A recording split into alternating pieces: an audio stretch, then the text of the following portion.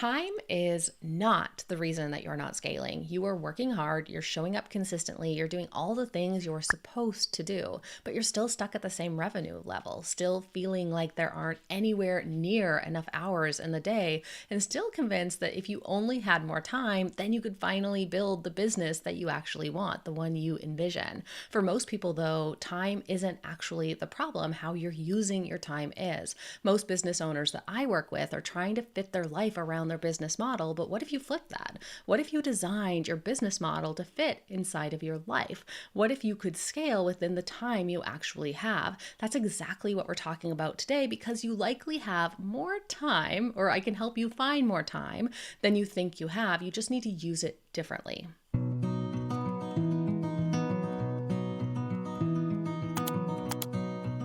Welcome back. If you've been following along with the Lifestyle First Business Model series, you've already worked through your capacity strengths, your positioning, your offer suite, and your revenue plan. You know what you're building, you know who you're serving, and you know what you're selling and how many sales you need to get there. So the question now becomes, how do you actually execute all of that within the time that you actually have available? And this is where you might potentially get stuck. You might be looking at your business model and think, this looks great on paper, but how am I supposed to get this all done in 25 hours a week or how much time you have? Today, I'm going to show you exactly what my 25-hour work week looks like, the specific strategies I use to make this work, and how you can design your own ideal weekly calendar around your business model and your life.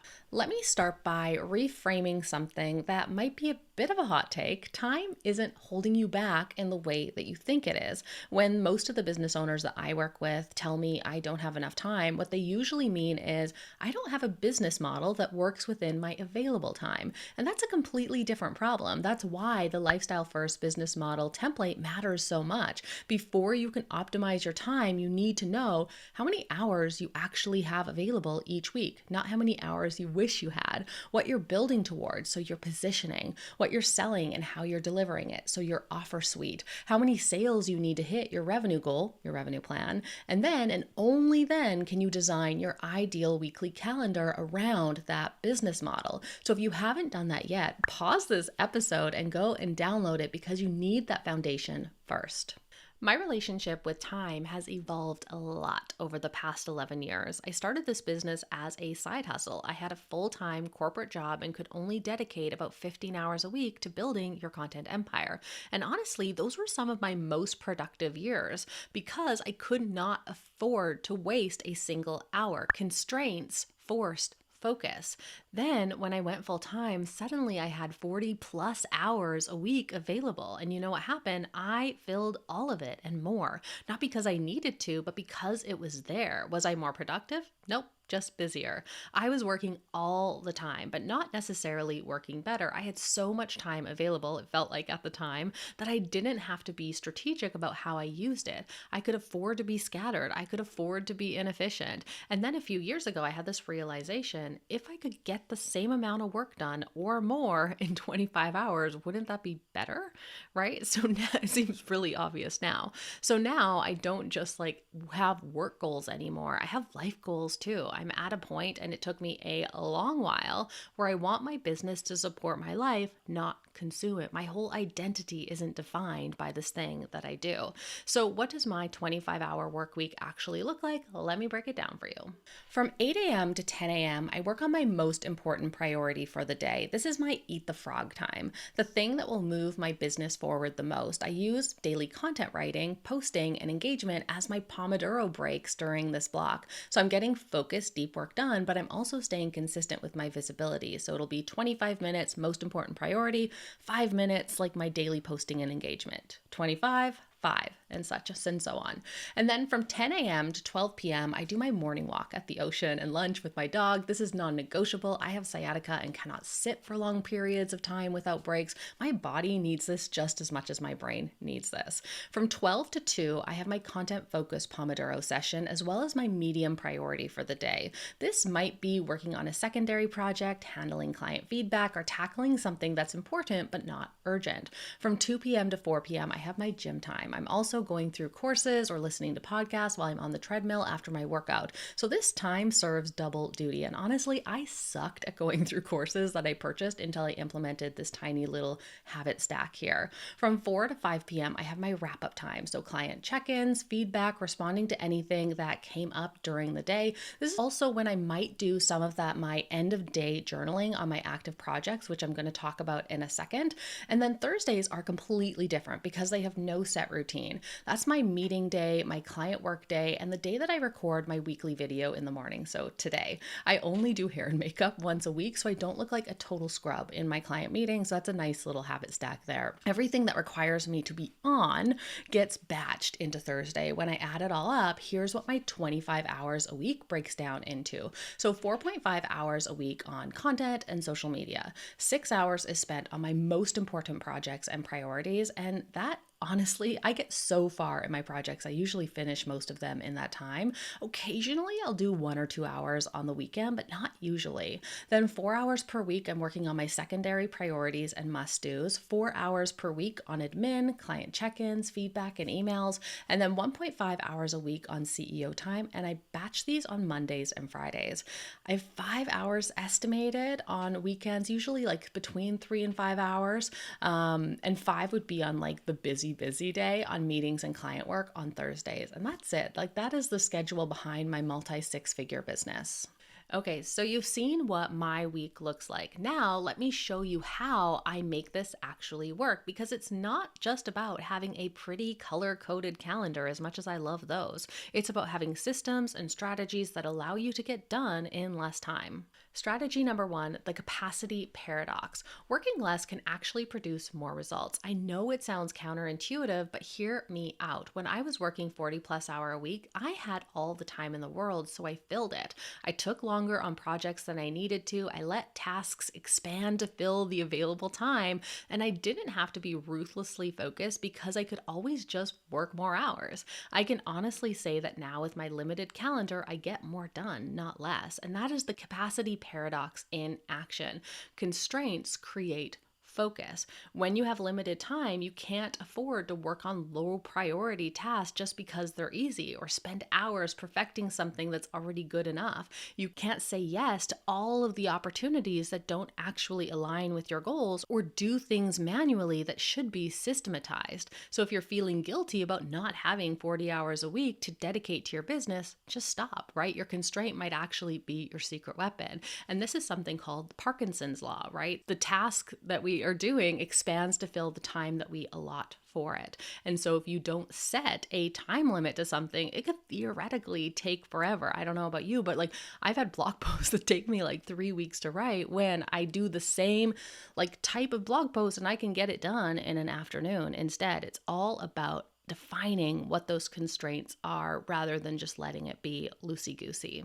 Strategy number 2 is pre-work journaling. So this strategy alone has probably doubled my productivity. And here's the problem, because it ties back to a problem that like almost every single one of my clients face, and I used to face too, is when you sit down to work on a project and you spend the first 30 to 45 minutes just figuring out what to do, what to say, what it has to do, where to start, what direction to go in, what decisions need to be made. That's not a bad thing. That thinking time is definitely necessary. But when you're doing it during your focused work blocks, you're wasting your most productive hours on executive functioning instead of execution. So here's what I do instead. I separate the thinking from the doing. At the end of each workday, or usually when I'm sitting in front of the TV after dinner, I spend 15 to 25 minutes journaling on my upcoming projects. I'm not following a rigid format. I'm just starting to outline the project or brain dump the main messaging points. Each time I do a pass on it, so say I'm like, know that I'm going to be working on a project next week, and so the week before, I'm doing like 5 to 10 minutes of journaling on that specific project every single night. And each time I do a pass on it, it gets more and more detailed. The process is pretty organic, but it always seems to deliver exactly what I need. If you want some questions to get started, try these. What is the main goal of this project, right? What decisions need to be made before I can move forward? What's the core message or structure? What's the next specific actions I need to take? By the time I actually sit down the next morning or the next week to actually work on something, I'm not staring at a blank screen wondering where to start. All of the executive functioning is already done. I can just focus on executing. If you only implement implement one thing from this episode, make it this. Start doing end of day journaling on your projects. It's probably the thing that's made the biggest difference to my productivity and my ability to get a ton of progress made in that 6 hours-ish that I have blocked a week to work on those big important priorities. Strategy number 3, the 3-second system. Here's a principle that I pretty much live and die by when it comes to work anyways. If you do something more than twice, document it. And I'm not talking about like complicated automations or expensive software. I'm talking like really simple systems here that eliminate decision fatigue and wasted motion. Let me give you a really practical example. So I spend about 25 minutes a day on my content and social media. Total. That includes the writing, the posting, engaging, everything, right? I do a lot of it in my weekly bundle, but the posting part, the publishing part, the engagement part, that is all done within that 25-minute block. And it's only possible because I have turned this into a system.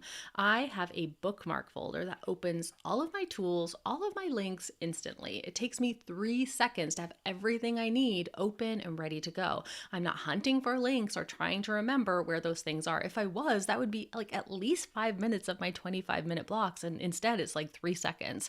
Then I also have a step-by-step process that I follow every single time.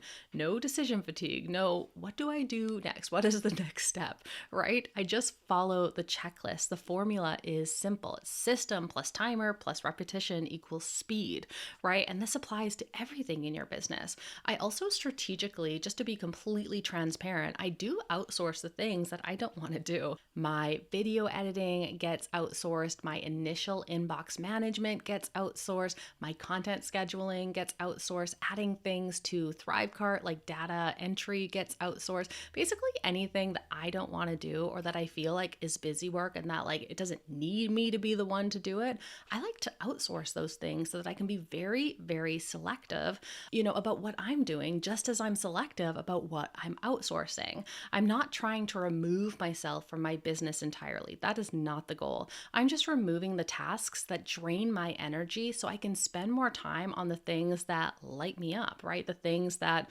keep me in this business altogether. So here are some other ways that I systematize things. So number 1 is like time blocking to prevent context switching. I batch similar work together. All of my content creation happens in content blocks. All of my client work happens on Thursdays. All of my CEO time happens on Mondays and Fridays. This prevents the productivity killer that is context switching. So when I get a brilliant idea or remember something that I need to do, instead of just dropping everything and doing it right then and there, I add it to my list for the next time block where it fits. This is actually the thing I see in my husband the most. He has ADHD and he is the worst. He will constantly get distracted by, he'll be like, ooh, lights on. Ooh, gotta change this, gotta change this. And he's like a ping pong ball. It is like impossible to watch.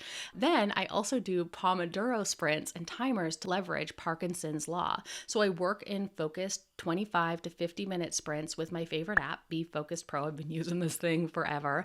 The timer creates urgency. Work gets done faster because it has to. Parkinson's law is real, right? Work expands to fill the time available. When I give myself 25 minutes, I usually get it done in 25 minutes. When I give myself an hour, it takes an hour. I don't really know how, it just kind of feels like magic. The third thing that I do is outcomes without time blocking them. I have weekly outcomes, but I don't assign them to specific time blocks. Instead, I have a perpetual to-do list by category.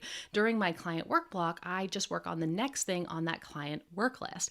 During my content block, I work on the next thing from my content list, and I'm constantly thinking about like, what is the most important priority on this list? This means I'm never feeling behind. I'm always making progress. As long as I'm working during my designated block and on the right next highest priority thing, I'm doing the exact right thing. Small systems compound, and over time, they can create massive time savings. So like, don't underestimate these tiny little switches that actually really do compound over time. Here are a couple of other principles that make this all work. I want you to think in terms of weeks and months, not days. When you're only looking at what you can get done in a day or today, it's easy to feel like you don't have enough time. Like, where am I going to fit all this stuff in, right? But when you zoom out and look at what you might can accomplish in a week or a month, you realize that you actually have more time than you think. A bad day doesn't derail you when you're thinking in terms of weekly progress. You just make up for it over the rest of the week. What I used to do is I'd be like, I need to get this part done on Monday, this part done on Tuesday, this part done on Wednesday. And when Monday didn't happen, it would just create this trickle effect that would just create disaster for the rest of the week. So this is a way to kind of reset that. The second part here is that ruthless prioritization is a non-negotiable. Whether you're using these strategies or not, whether your time is limited or it's not everything is urgent. Not everything is important. When you have limited time, you have to get really, really clear on what actually moves the needle forward and let go of everything else. I've talked about it a few times and it's kind of vulgar, but I used to eat the frog principle, right? Which is just a productivity principle about getting the most important thing done. So my most important priority gets that 8 to 10 a.m. slot. And if something derails the rest of my day, at least I made visible progress on what matters most. So now that you've seen what my week looks like, the strategies I use, let's talk about how you can create your ideal weekly calendar. First, a reminder, this is an ideal. Not every week is going to look like this. Life happens and that's okay. The ideal weekly calendar isn't meant to be some like rigid kind of cage, right? It's a compass. It shows you what you're aiming for and helps you course correct when you drift off track, which will happen. It happens to me all the time. Here are the things to keep in mind as you design your ideal weekly calendar.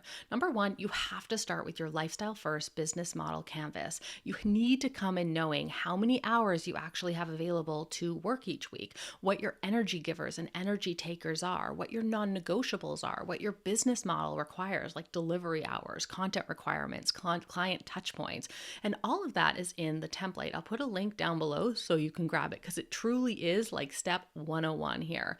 The second thing is to batch similar work together to prevent context switching. So context switching, I have like talked about it ad nauseum here, is one of the biggest productivity killers. Every time you switch from one type of task to another, your brain needs time to adjust. That's wasted time and wasted energy. Psychology Today cited research and related summaries also estimate that multitasking and frequent task switching can drain up to 40% of productivity. So batch your content creation, batch your client calls, batch your admin, batch your meetings, right? Keep similar work together as much as possible. The third thing is to protect your deep time work. You need uninterrupted blocks for your most important work. No meetings, no notifications, no distractions. I have a brick now because I'm like constantly picking up my phone to check my email or the news when things are particularly wild going on in the world. So I will just like brick my phone so I literally cannot do it. For me, that's like 8 a.m. to 10 a.m., my deep work time. For you, it might be different, but identify when you do your best thinking and protect that time fiercely. The fourth thing is to review and adjust regularly. Your ideal weekly calendar is not set in stone. As your business evolves, as your life changes, as you learn what works and what doesn't, you can adjust it. I recommend and I review my own calendar every single quarter. And the most important thing is to remember that your calendar should be making your life easier, not harder. If your ideal weekly calendar stresses you out, just looking at it, it is not ideal. Simplify it, remove things, give yourself more space. The goal is not to like just cram as much as possible into your available hours. The goal is to create a sustainable structure that actually allows you to make progress without burning out. All right, so if you're sitting there thinking, okay, this makes sense, but I need help actually building this for my specific situation, that's exactly what we do inside your signature scaling system. And one of the first things that we do together after solidifying your business model, of course, is we build your ideal weekly calendar based on your lifestyle factors, your business model, your energy, and your goals. Because it's one thing to understand these concepts. It's an entirely different thing to apply them to your unique situation and actually make them work. So if you're tired of trying to figure this out alone, let's talk. You can book a free strategy call and we'll look at where you are, where you want to go, and map out what working together would look like. You can book over at yourcontentempire.com/coaching, or I'll pop a link in the description. The biggest thing that I hope you take away from this episode is you probably have more time than you think, right? The problem isn't that you need more hours. The problem is that you need a business model that works within your available hours and the right system to maximize those hours. So start where you are, design around your reality, and optimize what you have. And remember, constraints don't limit you, constraints are literally magic.